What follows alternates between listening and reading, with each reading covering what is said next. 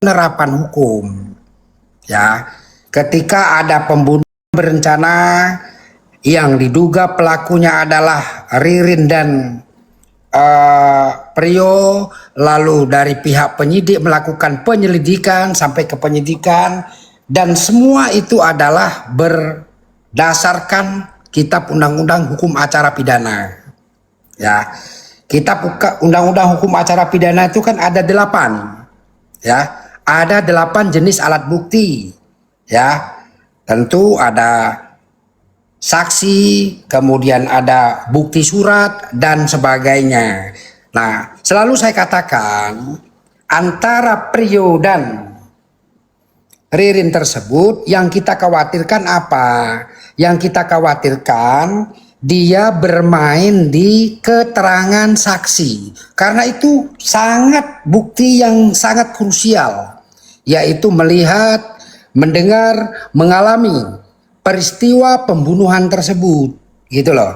Nah, ketika Ririn tidak melihat Prio melakukan pembunuhan tersebut, berarti kan bukti material, saksinya kan tidak ada. Begitupun sebaliknya. Nah, ini yang saya sama Mas Herwanto selalu memberi edukasi, hati-hati. Jadi bukan keterangan terdakwa, cuman bermain di sini adalah keterangan saksi, yaitu bukti material, gitu loh. Nah, saksi 100 saksi, bobot alat buktinya 1, hanya 1 alat bobotnya, ya kan? Barang bukti pun sama. Barang bukti itu ada berapa? Ada 50 barang bukti, bobotnya hanya 1, ya. Karena kan ku bilang tadi ada 8 alat bukti, itu ada 8. Begitu kira-kira kawan. Jadi harus kita lihat ini adalah penerapan hukum. Nah, ketika berbelok bahwa si Prio mengatakan kesaksiannya adalah pembunuhnya adalah Ririn, lalu alat barang bukti udah ada, jadi sudah lengkap, itu ada 8. Lalu apa lagi yang dipersoalkan? Begitu. Nah, kalau dari pengacara, misal saya membela, ya wajar dong saya berbicara ini, berbicara itu untuk pembelaan saya. Cuman hati-hati, jangan sampai menyesatkan publik, gitu loh. Salah satu contoh, katanya tidak bisa begitu. Harusnya kalau beracara berdasarkan katanya, ini loh dasarnya. Misal saya mengatakan bahwa adanya Ayani di situ. Apa bukti yang saya miliki? 1, misalnya pernah sama Ayani ada di Bogor tahun 2019. Ini fotonya, ini keterangan saksinya. Kalau Yani masih hidup, bukan kata ini, kata itu. Gitu kira-kira kawan-kawan. Oke, terima kasih abangku, Bang Mirza. Monggo Bang Lekbul nih. Selamat malam Bang Lekbul. Oke, malam host. Malam juga bapak-bapak semua nih, para lawyer semua. Malam. Ya, mau ada pertanyaan nih Bang. Ini kan kita kan pengetahuan awam itu kan hakim itu memutus dengan 2 alat bukti dan tambah keyakinan, ya. Itu yang kami ketahui nih bapak semuanya. Nah, pertanyaan saya begini, apabila hakim itu sudah mencukupi 2 bukti, misal anggaplah alat buktinya berupa barang bukti dan bukti apa dari antara yang 8 itulah, tetapi tidak ada saksi nih, tetapi alat bukti yang lain sudah mencukupi 2, apakah bisa hakim memutus itu tanpa saksi? Itu aja pertanyaan saya, Pak. Ya, terima kasih. Jadi kalau sesuai dengan KUHP, ketika 8 itu tidak bisa dibukti dengan sempurna, maka itu tidak bisa, itu cacat hukum nanti jadinya. Makanya digeser, bagaimana dibuat bahwa tidak ada bukti, alat bukti yang melihat ada pembunuhan itu. Sebenarnya tujuannya ke situ, begitu loh. Jadi tidak sempurna. Jadi ketika adanya pembunuhan, tapi secara hukum acara pidananya tidak sempurna, karena hukum acara itu harus dibukti dengan sempurna. Begitu kira-kira. Bang, Tapi kan itu kalau dalam undang-undangnya kan minimal 2 alat bukti itu, Pak. Gimana tuh, Pak? Jadi Kan nggak harus betul. dalam. Kalau minimal 2 alat bukti itu menentukan orang untuk diperiksa, dilakukan pemeriksaan. Itu minimal 2 alat bukti. Tapi kalau sudah ke persidangan, 8 alat bukti itu harus dibuktikan dengan sempurna. Itu berarti saya salah belajar saya tuh, Pak. Betul. Kalau itu. Setahu saya hakim itu memutus minimal ada kata-kata minimal 2 alat bukti ditambah keyakinan hakim. Itu Nah, kalau di penyidikan mungkin untuk dapat dijadikan tersangka ya minimal 2 alat bukti gitu. Tapi kalau di putusan setahu saya hakim itu memutus minimal 2 alat bukti ditambah keyakinan hakim gitu, Pak. maaf Mas, kalau saya mungkin salah belajar itu diatur di mana Mas itu? Di KUHP yang saya tahu, Pak. Lah, ya di KUHP di pasal berapa? Nggak tahu, Pak. Saya juga saya bukan lawyer, bukan praktisi, hanya tahu-tahu baca aja, jadi nggak sempat menghafal itu pasal berapa. Ya, makanya saya jelaskan. Jadi minimal 2 alat bukti itu adalah 2 alat bukti itu untuk melakukan penyelidikan. Ya, melakukan penyelidikan itu minimal 2 alat bukti awal gitu loh. Nah, sehingga ketika penyelidikan maka bukti-bukti lain harus diperiksa, itu guna namanya penyelidikan dan penyidikan gitu loh. Nah, kalau di dalam hakim memutus, ya itulah gunanya persidangan. Jadi 8 alat bukti itu harus sempurna. Kalau cuma 2 alat bukti bisa diputuskan, ya nggak perlu persidangan. Tapi dari beberapa kasus yang kita ketahui kan ada juga tuh, Pak, yang diputus bersalah orang. Misalnya dalam kasus pemerkosaan itu, tidak ada satupun saksi itu, tapi bisa diputus juga dia pelaku gitu. Nah, jadi gini, makanya aku bilang tadi, ada penerapan hukum, ada teori hukum. Misalnya dalam teori hukum pemerkosaan, bagaimana cara pembuktiannya? Misalnya pembunuhan berencana, bagaimana teori pembuktiannya? Cuman landasannya semua itu adalah hukum acara, tidak boleh geser dari hukum acara. Begitu abangku. Siap, terima kasih Pak Mirzam. Ya. Ya Pak, ya. Pak Gil, sebelum saya keluar mau tanya boleh? Monggo Bang. Nah, ini ada senior nih, Bang Mirzam sama Bang Herwanto. Saya mau bertanya ini saya berandai-andai aja ya, jika hakim itu, walaupun ini masih jauh, jika hakim itu sudah memutuskan ultra petita posisinya, seberapa persen terdakwa ini bisa dibebaskan ketika menjelang pembanding atau di persidangan selanjutnya? Itu aja. Gimana? Ini saya mau berandai-andai nih Bang ya. Ini saya berandai-andai jika suatu saat nih hakim sudah memutuskan ultra petita, ya artinya putusannya ultra petita itu maksudnya apa? Double, juntonya double gitu. Lalu kemudian terus hukumannya berapa? Hukumannya berapa? Oh, contoh nih hukuman mati. Lalu kemudian apalagi di sini ya, ada pokoknya hukuman maksimal gitu kan, ada ya kan posisinya. Ya. Semua itu banyak, juntonya itu banyak tuh posisinya. Ya. Berapa persen menurut abang-abangku semua, berapa persen si terdakwa ini bisa dibebaskan atau bisa mengurangi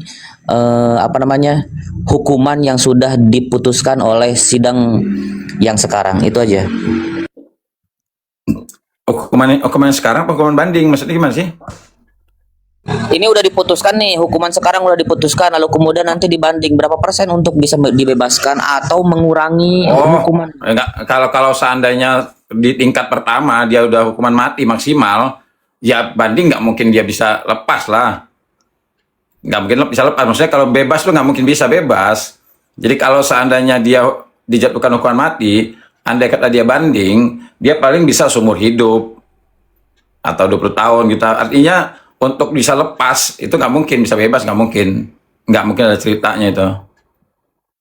Nah, kecuali kalau seandainya ibaratnya ya, umpamanya ada dugaan salah tangkap. Tapi begini, kalau dugaan salah tangkap itu, makanya saya dalam perkara ini saya tidak yakin dia salah tangkap. Kenapa? Karena perkara ini dari mulai ditemukan mayat itu ya sampai ditangkapnya ini jaraknya begitu dekat. Nah, sehingga jejak-jejak DNA pelaku ini masih bisa ditemukan, kecuali kalau seandainya ini sudah lama nih, umpamanya 1 bulan, 2 bulan baru ditemukan. Nah itu mungkin orang-orang yang pertama kali berhubungan sama si korban ini sudah sulit ditemukan. Ya contoh kayak umpamanya kayak Amaniani, nah itu agak sulit tuh. Kenapa? Karena dia umpamanya hilangnya 2017. Nah kemudian dilakukan penyelidikannya tahun 2026. Nah ini akan kesulitan nih. Andai kata umpamanya ditemukan mayat umpamanya yang diduga amannya nih, nah ini akan kesulitan menemui pelakunya. Kenapa? Karena jaraknya sudah sangat jauh gitu. Tapi kalau seandainya jaraknya begitu dekat sama seperti sekarang ini, sepertinya kalau dugaan salah tangkap itu jauh deh. Nah, kenapa? Karena jejak DNA yang ditinggalkan pelaku itu masih sangat bisa didapatkan gitu kan. Jadi kalau dalam perkara tadi yang Lekbul ya, tadi Lekbul mengatakan gini, ada perkara kadang kan tidak ada saksi. Sebenarnya perkara pembunuhan itu sebenarnya bisa, pembunuhan dan pemerkosaan atau pencabulan itu bisa dikategorikan kejahatan yang tidak memiliki saksi. Nah kebetulan kan dalam perkara Pauman ini ada 2 orang pelakunya. Nah biasanya pembunuhan itu 1 orang atau pemerkosaan 1 orang. Nah sehingga dia tidak memiliki saksi. Nah pertanyaannya tadi, apakah majelis hakim itu bisa menjatuhkan hukuman kepada terdakwa kalau seandainya dia alat buktinya hanya 2? Kalau menurut saya bisa. Jadi tugas majelis hakim itu kan sebenarnya tugas utama majelis hakim itu adalah memeriksa peristiwa itu dan memastikan apakah benar ada peristiwa tindak pidana itu dulu. Ketika dia tanya ini, dia hadirkan saksi bukti segala macam, dia simpulkan dulu. Ada nggak peristiwa tindak pidana? Artinya ada kejahatan nggak di sini? Oh ya, benar, terjadi pembunuhan. Barulah dicari, benar nggak terdakwa ini adalah pelakunya. Nah, kalau seandainya bisa dibuktikan terdakwa ini semua alat bukti saksi-saksi mengarah kepada terdakwa, makanya ditambahlah ada keyakinan hakim tadi. Jadi ketika hakim melihat ada 2 alat bukti yang sah, kemudian menimbulkan keyakinan hakim bahwa terdakwa adalah pelakunya, maka bisa dijatuhkan hukuman terhadap terdakwa. Begitu. Tapi kalau seandainya sudah dijatuhkan hukuman, kalau bagaimana tentang masalah dia dibanding bisa lepas, sebenarnya sih ini kalau pertanyaan seperti itu sebenarnya kita kembali ke hakim ya. Tapi kalau seandainya di persidangan tingkat pertama ini kita bisa menganalisa. Kenapa bisa menganalisa? Karena kita menyaksikan orang memberikan keterangan, bukti yang disajikan, dan lain sebagainya. Tapi kalau tingkat banding, ini adalah hakim itu hanya membaca berkas saja dia. Hanya membaca berkas, kemudian dia bisa simpulkan apakah ini terlalu tinggi hukumannya. Kayak Ferdy Sambo lah. Ferdy Sambo itu tingkat pertama mati. Kemudian dia melakukan upaya hukum, kemudian menjadi seumur hidup gitu kan. Tapi kalau seandainya lepas, sepertinya sulit gitu. Kira-kira begitu. Terima kasih. Saya jawab ya, Mas Martin. Ketika orang banding itu ada beberapa kemungkinan, Mas Martin. Pertama, kemungkinannya bebas, ya. Yang kedua, hukumannya bertahan, ya, sesuai dengan pengadilan pertama. Yang ketiga, berkurang. Yang keempat, kemungkinannya bertambah. Jadi ketika banding, itulah jawabannya. 4 kemungkinan itu. Bebas, hukuman bertahan, hukuman berkurang, hukuman bertambah. Jadi gitu Mas Martin. Oke. Kayak ini ya, ada yang tadi itu apa namanya? Jadi saya bingung. Saya dulu S1-nya hukum. Ya. Cuman udah lama ini. Ya, ya. Jadi saya bingung tuh kayak gini posisinya. Apa namanya? Terkadang kita nih apa namanya? Memisahkan antara runtutan perkara dengan bukti-bukti yang nyata. Kayak contoh tadi ada pertanyaan pemerkosaan, lalu kemudian tidak ada saksi. Ya. Ya kan, tidak ada saksi. Sebenarnya kalau kita runtutan di dalam persidangan tuh kan abang-abangku Ya. semua itu. Sebenarnya kayak itu ada saksinya. Contoh nih ya, ini kasus ini contoh ya posisinya. Contoh, ada satu perempuan diperkosa satu orang. Ya. Lalu kemudian betul begitu kejadian di perkaraannya tidak ada, tetapi Ya. sebelumnya itu ada yang melihat bahwa si perempuan itu Sama si dibawa laki-laki. sama si B gitu. Ya. Iya, sama laki-laki itu kan sudah termasuk daripada saksi, jadi Ya. tidak bisa dibantah, Bang, kan? Ya. Tidak bisa dibantah posisinya. Kenapa ada pertanyaan pemerkosaan tapi tidak ada saksi, cuman alat bukti, lalu kemudian hakim itu bisa memutuskan perkara. Saya kira hakim itu nggak banget gitu kan, karena runtutan perkaranya ada kan. Itu aja sih, Bang, ya kan? Benar. Kalau saya salah, tolong koreksi Ya, abang-abangku. benar. Bang Martin, yang Bang Martin sampaikan itu benar. Jadi makanya kan saya selalu bilang, kalau dalam perkara Pauman ini kita menginginkan bahwa benar ada video si terdakwa itu benar-benar ke kepala korban, tidak mungkin, ya kan? Karena apa? Karena dia dilakukannya di dalam ruang yang tidak ada CCTV-nya. Nah, bisa nggak majelis hakim menjatuhkan hukuman kepada orang yang nyata-nyata orang ini tidak melakukan? Tetapi yang tadi Bang Martin bilang, petunjuk-petunjuk itu mengarah kepada siapa? Kepada terdakwa. Contohnya apa?